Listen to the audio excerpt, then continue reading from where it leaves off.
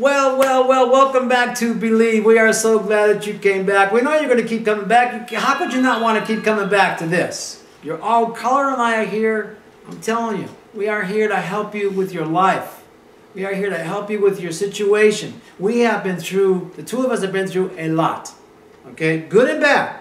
And that's what we're sharing. I mean, we're just like you. We're just human beings here walking through earth, trying to do our best with God's leading, okay? And so we're just excited to be back. We're going to have lots of these. So just keep coming back to YouTube and we'll be here. You'll see Carla and Pastor Luigi here. And so anyway, we're going to get started again with our next segment.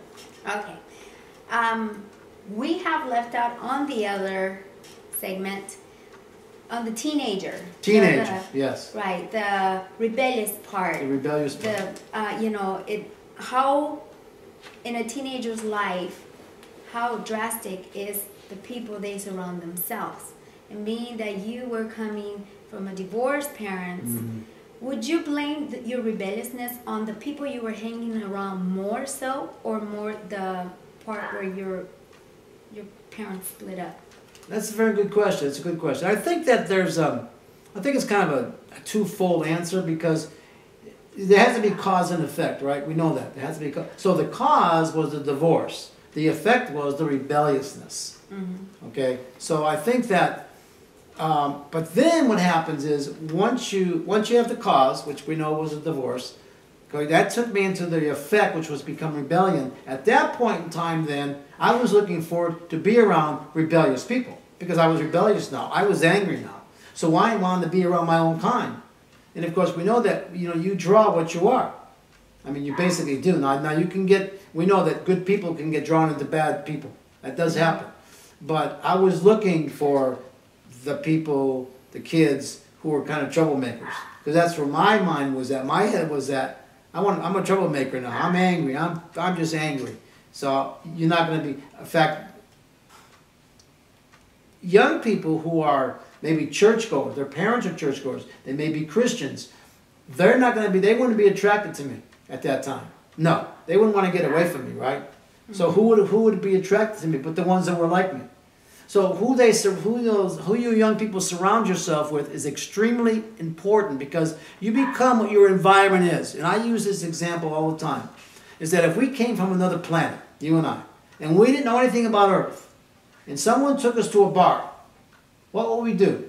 We would probably drink and smoke, and maybe even worse, right? But then if someone took us to a church, we would probably be raising our hands saying hallelujah. So we can see the power of environment. So it's important as a single parent that you monitor who your children are being around. That's why that church environment is so important. If you can get them to go to church, they're going to meet some good kids. Now, are all good kids in church good? No. Are all good adults in church good? No. But the majority really are. There's a lot of good young teenagers in churches. So you as the single parent, you want to get them in that environment. And once we're going to church, that's the end of the conversation. We're going. Now they are going to kick and scream and holler, whatever. That's okay, let them. Because they will, with time, they will start to go, wow, I kind of like this environment. And then they're going to meet some nice kids. They're going to make a few friendships. Then the next thing you know, they're asking you, Mom, we have to go to church Sunday. Sure. So as that single parent, you want to create that environment of who they're around as much as you can. Now in school it's a little more difficult. That's why sometimes it's good to have their friends over your house so you can see who their friends are. Right. So it's all about believing, right? Always about believing. Like being a team with God. Yes. Your job is to, hey, you know what? The right thing for you to do right now in this hard moment is to take them to church even if they don't want to. Yep. Even if they don't want to hear it. Because that makes God move. Yes. So all of a sudden God is starting to put everything together. Preparing all the friends that this particular teenager is going to be hanging around as long as you do your part. Yes. Okay. So and it's believing in that. Just real quick, I want to touch on it because it's so important. Because the name of the program is Believe. So you have to believe as the parent that God is going to help you with this. God is going to help you with this, with raising these children. You have to believe that. No matter what anybody else says, You have to believe, no, God is going to help me raising my children, and I'm going to have great children. They're going to become great adults. So it starts with you, and then that will overflow onto your children because they're going to see that in you. Right. And you know, I think that is very, very important because I experienced it lately. You know, I've been feeling so guilty for the past two years, you know, about, my gosh, you know, I never thought that I would go through this. I never thought I would expose my kids to this. You know, my dream was to keep them in church, to have them, you know, have a Christian band, or, you know, just worshiping and serving God, you know, and all of a sudden, I'm the one that just breaks everything. You know, because of the decisions I made, the choice I mean, it's all about choices, right? Oh, yes. But I think that at one moment, and I think that there's a lot of moms, you know, and possibly single dads over there, out there, you know, that feel as, you know what, it doesn't matter if I go to the Sunday school teacher, it doesn't matter if I go to the teacher counseling or whatever, it's not helping, you know, and we kind of like put God to a side. That's true. You know, we kind of pray, okay, Lord, you know what, I really need your help. But then yet we're going elsewhere to really find that help because it's very important for us to hear that voice, you know, like a physical voice. And to get that comfort from it. Until you experience God's comfort, until you experience that God is saying, hey, you know what, it's okay. You might see everything horrible, like it's out of order, like it's never going to change, but guess what? You leave it in my hands and I will take care of it.